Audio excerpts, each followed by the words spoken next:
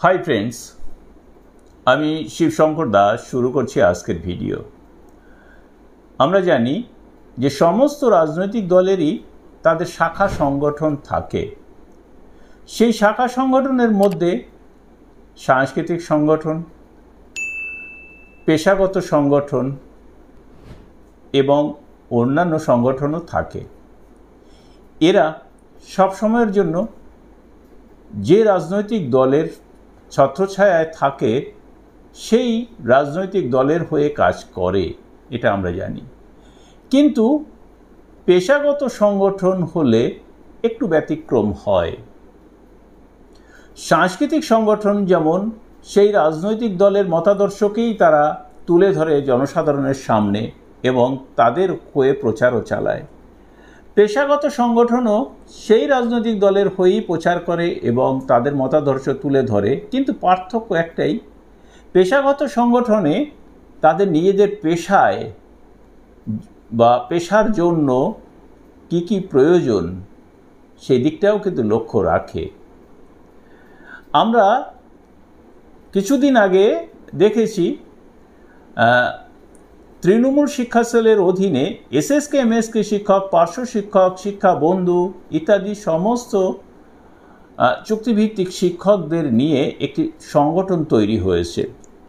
সংগঠনের নাম হচ্ছে পশ্চিমবঙ্গ তৃণমূল পার্শ্ব শিক্ষক এসএসকে এমএসকে শিক্ষা বন্ধু ও শিক্ষা সহায়ক সমিতি। এই সমিতি বিভিন্ন সময়ে কিন্তু তারা মিটিং করে চলেছে। আর এই মুহূর্তে আমরা জানি যে লোকসভা ভোট চলছে, তাই শাসক দলের পক্ষ হয়ে এই সংগঠনও ভোটের কাজে কিভাবে ব্যবহৃত হবে বা ভোটের কাজ করবেন কিভাবে, তার জন্য কিন্তু মিটিং মিছিল করেন। তো এই মুহূর্তে আমি আপনাদের সামনে একটি নোটিশ বলবো, সেই নোটিশ পড়ে শোনাই, তারপরে এটা নিয়ে আমি আলোচনা করব। বা এই সংগঠনের কাছে আমার একটি আবেদন আছে, সেই আবেদন কি সেই বিষয়টি নিয়েই বলবো। আগামী ইংরেজি 13/5/2024 সোমবার মাননীয় শিক্ষামন্ত্রী প্রফেসর ডক্টর ব্রাত্য বসু মহাশয়ের উপস্থিতিতে বারাসাত রবীন্দ্র ভবনে যে শিক্ষক ও শিক্ষাকর্মী সমাবেশ অনুষ্ঠিত হইবে, তাহার নিমিত্তে WBTPSMS সংগঠনের সমস্ত ব্লক প্রতিনিধিদের নিয়ে আগামী ইংরেজি 8/5/2024 তারিখ বেলা 2 ঘটিকায় কদম্বগাছি হাই স্কুলে এক জরুরি সভার আয়োজন করা হইয়াছে। উক্ত সভায় আপনাদের সকলের উপস্থিতি হওয়ার জন্য বিনম্র শ্রদ্ধার সহিত অনুরোধ করা হইতেছে। ধন্যবাদ আনতে শিক্ষক ও শিক্ষাকর্মী সমাবেশ আয়োজক কমিটি WBTPSMS। তাহলে এখানে এই যে নোটিশটি পড়লাম, এখানে দুটো জিনিস রয়েছে। একটি হচ্ছে যে 13 তারিখ সোমবার বারাসাত রবীন্দ্র ভবনে এই শিক্ষক ও শিক্ষাকর্মী সমাবেশ রয়েছে এবং তার জন্য একটি প্রস্তুতি সভার আয়োজন করা হয়েছে, সেটি 8/5 তারিখে কদম্বগাছি হাই স্কুলে। এবার প্রশ্ন হচ্ছে যে এই যে পেশাগত সংগঠন, তারা তাদের কাজ করবেন অবশ্যই যে রাজনৈতিক দলের অধীনে রয়েছে তাদের হয়েও কাজ করবেন। পাশাপাশি আমার একটি অনুরোধ, এসএসকে এমএসকের শিক্ষকদের মধ্য থেকে বা একাডেমিক সুপারভাইজারদের মধ্য থেকে এই সংগঠনে যারা আছেন তাদের কাছে, এটি আমার ব্যক্তিগতই অনুরোধ, তবে অনুরোধটি আমার নিজের জন্য নয়, এসএসকে এমএসকের শিক্ষক এবং একাডেমিক সুপারভাইজারদের জন্যই। আমরা এর আগে দেখেছি যে পশ্চিমবঙ্গ অর্থ দপ্তর থেকে একটি নোটিফিকেশন দেওয়া হয়েছে বা অর্থর অনুমোদন দেওয়া হয়েছে, যেখানে এই চুক্তিভিত্তিক শিক্ষকদের আপনার রিটায়ারমেন্ট বেনিফিট 5 লাখ টাকা করা হয়েছে।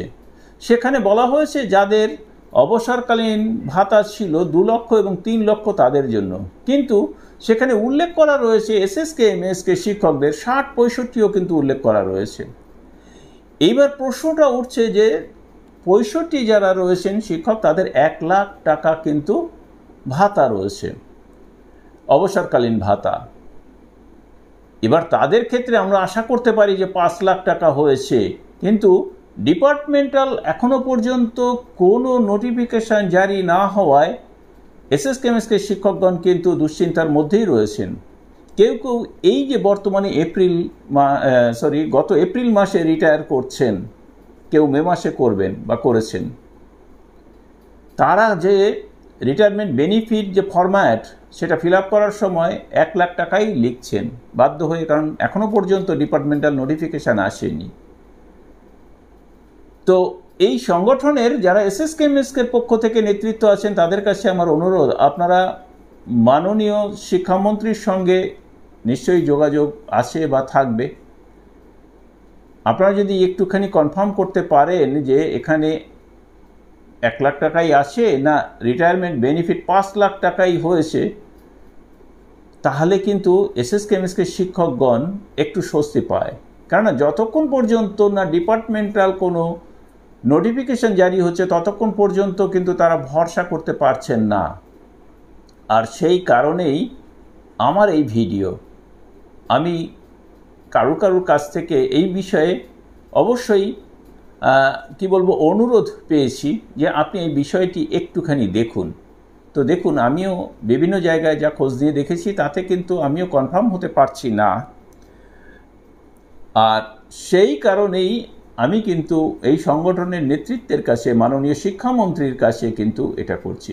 জানি এই মুহূর্তে ভোট, আর ভোট চলাকালীন হয়তো এমন কিছু ঘোষণা করাও যাবে না, তবে এক্ষেত্রে তো নোটিফিকেশন জারি করতে কোনো অসুবিধা নেই। ভোটের আগেই তো নবান্ন অর্থ দপ্তর থেকে এই নোটিফিকেশন জারি করে দিয়েছে। তো এই মুহূর্তে আমি আবারও যারা তৃণমূল শিক্ষা সেলের অধীনে এসএসকেএমএসকে শিক্ষক সংগঠন রয়েছে তাদের কাছেই আমি বারবার করে বলবো যে আপনারা এই বিষয়টি নিয়ে যদি একটু উদ্যোগী হন তাহলে ভালো হয়। হ্যাঁ, একটা জিনিস মাথায় রাখতে হবে যে প্রফেশনাল সংগঠন বা পেশাগত সংগঠনের অধীনে সেই সমস্ত পেশাগত লোকগুলোই জড়ো হবে যখন তারা পেশাগত দিক থেকে সমস্ত সহযোগিতা পেয়ে আসবেন। আর এই পেশাগত সংগঠন শাসকপন্থী হতে পারে, শাসক বিরোধী হতে পারে, কিন্তু শাসকপন্থী সংগঠন যদি উদ্যোগী হয় বেশি করে এই পেশাগত দিকটি দেখার বা সুযোগ সুবিধা আদায়ের, তাহলে শাসক বিরোধী যারা থাকেন তারাও কিন্তু পেশাগত কারণে শাসকপন্থী সংগঠনের সঙ্গে যুক্ত হয়ে যান বা যেতে চান। আমরা এর আগে অনেক দেখেছি যে শাসকপন্থী সংগঠন উদ্যোগী হলে শাসক বিরোধী যে সংগঠন থাকে তারা কিন্তু একত্র হয়ে যায়, মিলিত হয়। আর এই মুহূর্তে এসএসকেএমএসকের কিন্তু শাসকপন্থী সংগঠন আমরা বলি, তারা যেমন আলাদাভাবে রয়েছে, তেমনি সরাসরি শিক্ষামন্ত্রীর নিয়ন্ত্রিত এই যে সংগঠনটি তৈরি হয়েছে, এই সংগঠনটি তো সেই শাসকপন্থী সংগঠনের থেকে একটু বিচ্ছিন্ন।